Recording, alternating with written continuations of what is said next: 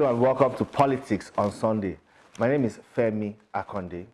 The 2023 general election has ushered in new political actors that will dominate Nigeria's electoral space, at least for the next 4 years, before some of them will get re-election. Governors elect, senators elect, House of Rep members elect, and all of that. But today my guest is the governor-elect of Katsina State, Dr. Umar Dikko Radda. He'll be telling us about his victory, well, how sweet victory is, and also the task ahead of him as governor of Katsina State. Welcome to the program, sir. Thank you very much for having me. Yes, congratulations on your victory on the ballot. Thank you. We thank Almighty God. Yeah, and how has it been, or how did victory come for you? We know you went around the state, you campaigned, you went to the nooks and crannies and all of that. But did you expect that margin of victory? Oh, thank you very much. I think, first of all, we must thank the Almighty God for making it possible. But this victory didn't come as a surprise to us because we have really worked for it. We have gone around all the 361 wards. We have met the people. And surprisingly, we have gotten independent surveyors who have surveyed the state, who have taken the sample and opinion of the people. So we already knew where we are heading to, and because and we have seen how people were supporting us, how people were coming out in troops, men and women in villages. And it gives me a kind of, I don't say a joy, but it surprises me and it puts me at a very difficult position because I know I have a lot of challenge ahead of me. People have a lot of hope on me. People believe so much in our policies and direction. And because we have been in government for some time, people were able to assess our character, our way of doing things. And I think it was basically based on those attributes that people put so much hope on me, and they came out in mass to vote for us, and they did very well. And we are so comfortable with the victory. And the most important thing about the election was there was almost uniformity in what has happened in almost all the local governments of the state. And you have seen that we have won all the 33 local governments. Even the local government that we lost with a small margin. So it has really given me a joy and a hope. And that has also given me more strength now to make sure that we deliver on the mandate given to us. We deliver on all the promises we made to the people. And we also deliver to the promises we made to our Almighty Allah. Okay, take us back a bit about, let's talk about your experience now, how you have been able to gain experience over time and how it has also prepared you for the task ahead. You know, I came into politics at a full scale in 2003 when I was appointed as the caretaker committee chairman of my local government by the former governor and the late president of the country, Umar Radda. By that appointment, even though I have been actively involved in political process in my ward, in my local government, but that was what brings me out to the limelight of the politics. And from there, that was the beginning of the journey. And then after a year and a half, I now contested for the chairmanship and I won. And that was how it all started. And we got to a level in 2008, though before then, I was one of the chairmen who supported the aspiration of the then Speaker of the House of Representatives, who is now the governor of the state, when he went to bear for governorship election at that time. And I was one of the few local government chairmen that supported him to the end, despite the fact that the government came out with a position and a candidate the government wanted to support.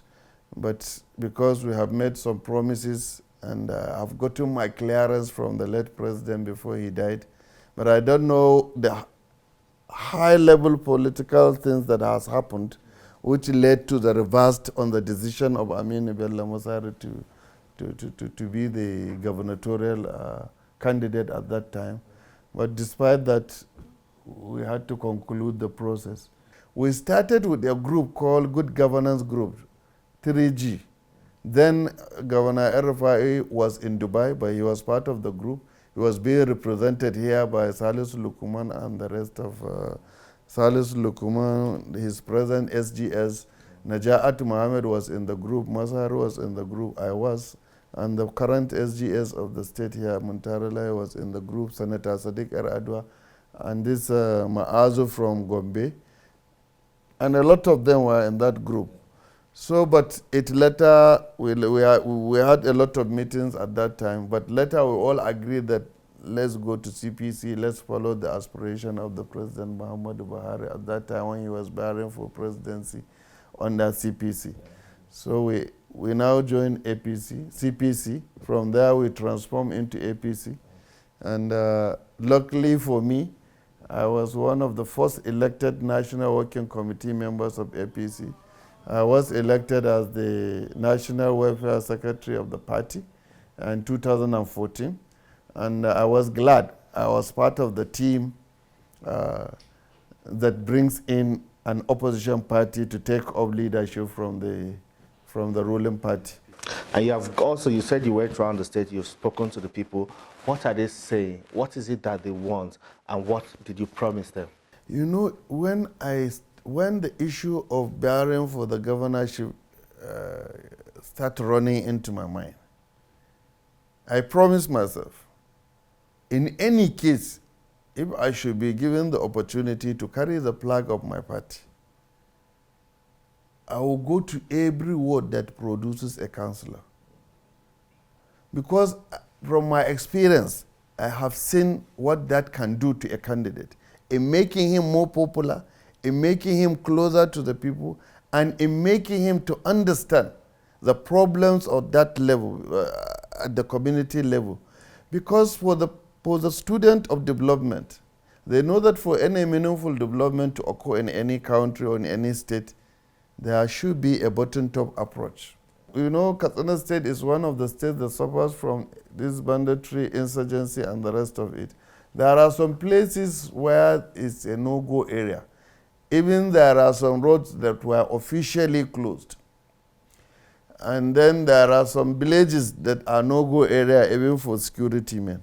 But I said, look, I want to govern state, I want to govern Katsina State, and I have promised people that I'm going to bring security to their lives and properties.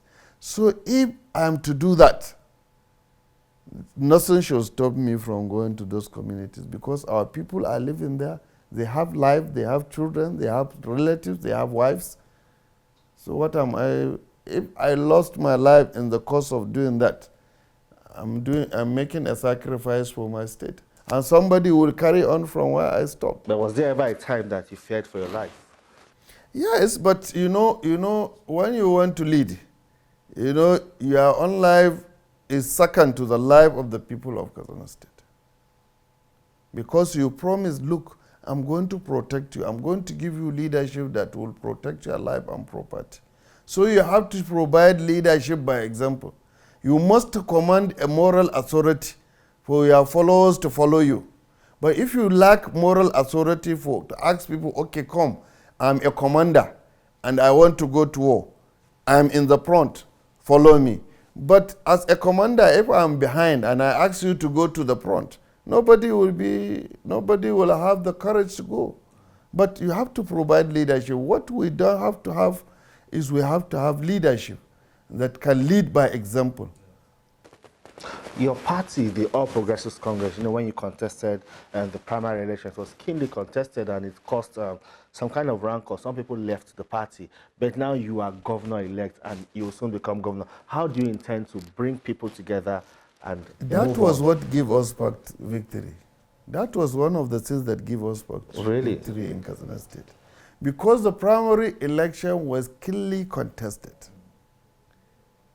It was contested by a heavyweight. Because from the arithmetic, nobody gave you a chance. No, from the arithmetic, people that are doing all those things, because they don't know politics, They were doing politics from their living rooms. I am not a student of politics in a living room. I was produced from the grassroots. I learned my politics from polling unit. So I know what it takes to win election.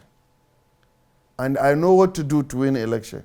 But mind you, people who are busy pursuing political office holders, people who are busy pursuing commissioners and local government chairman and House of Assembly members. I was busy pursuing people that are voting. Some people will sit down and tell you that, look, in my group I have 20 local government chairmen that are supporting me. I know. Let them support you. But that local government chairman has to go to those people that are going to vote and beg them to come and vote for his candidate. Why can't I reach those people and beg them myself to come and vote for me and tell them what I intend to do for the state? That is why we had problems. So all the political analysts in the state were analyzing that, okay, how many big people are surrounding me? How many big politicians are around me? That was the basis for their analysis. And myself, that was not the basis for my analysis. The basis for my analysis, I'm reaching out to the people that are voting. And you know that reach out that I did during the primary election, it has really helped me to make it easy for me to win the general election. Because I'm used to politics of going to the people that vote, not to the big weight that are sitting in their room and maneuvering the process. No. Which was more difficult to win, the primary election or the main? The primary election was the most difficult one to win. You know why? Because the number is restricted.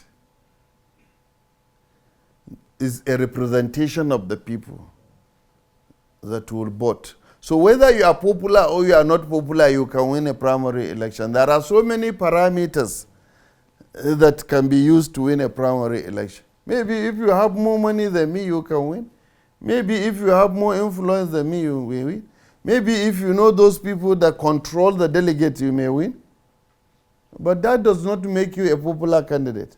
So the general election, it what makes you, if you have popular appeal to the people, it makes it easier for you to win the general election than the primary election because of those factors. So it is more difficult winning the primary election. And when you look at the result of the primary election that was conducted in Katsina, you see that the margin of the winning is not wide. I won with a margin of 64 delegates to the person that was following me. The person that was following me, the third person to him, there was only a difference of 6 votes. And the person next to him, number 4, has also scored about 220 votes. And then it goes down. There was nobody who has 0 votes in the whole 9 of us. Katsina State has spoken. Because our victory, we are only counting the number of polling units that we have not won. We are not saying a ward or a local government, no. We are only talking about how many polling units. And we are making analysis to come out with the figure of the number of polling units that we lost. But we won over 90-something% of the total polling unit in the state. So it was overwhelming victory.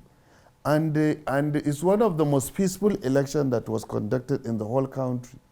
And if you look at the margin of the election in the whole country, Katsina State came second in the highest number of votes in the whole country. Given to APC. Given to the APC candidate. And when you look at the margin difference between a candidate and the one following him, Katsina State came third. Borno was the first, Lagos second, Katsina was the third.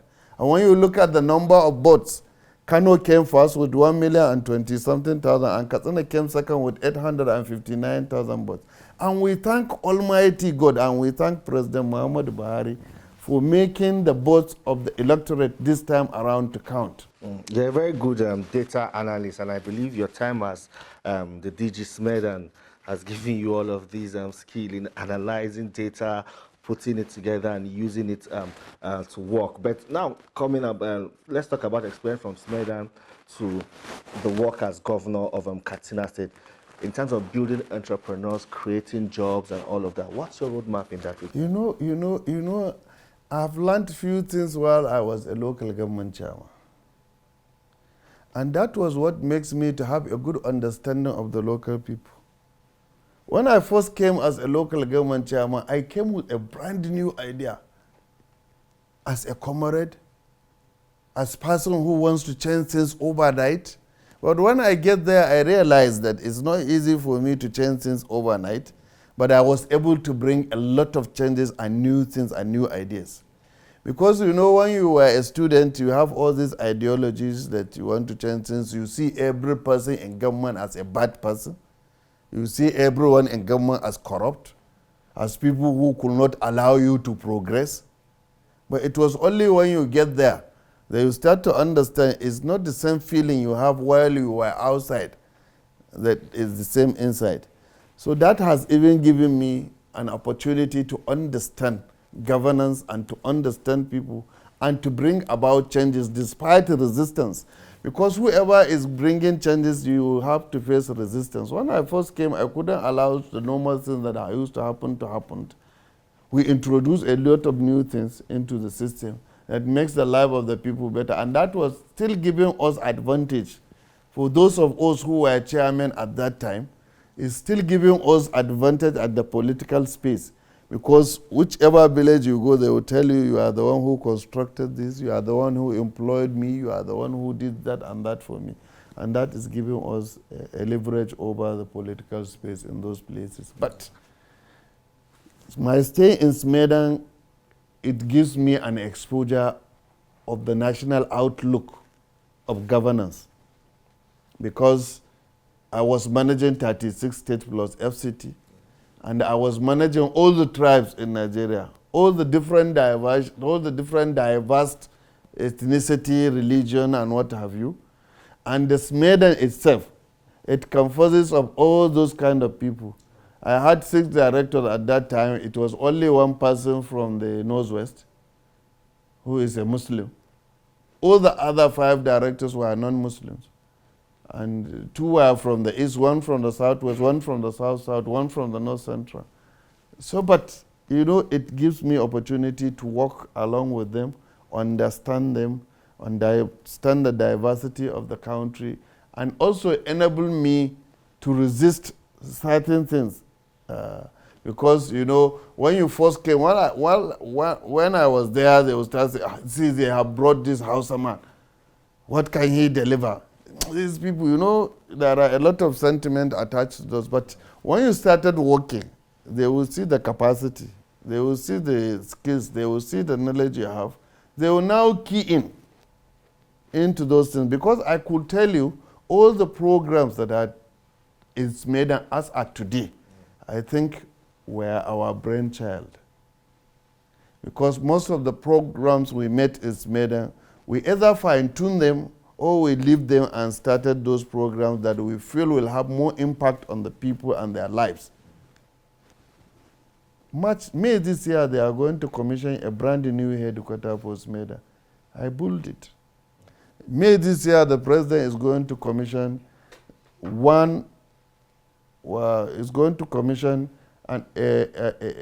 wood and furniture cluster. First of it in Nigeria, and one of the best in Africa.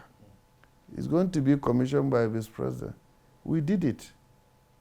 We are now working on the IDC in Katsina here to make it passion cluster. We are working on an IDC in Lagos. I believe the current DG is going to finish those projects, which we started. And we have done a lot. We have changed a lot of lives with impact.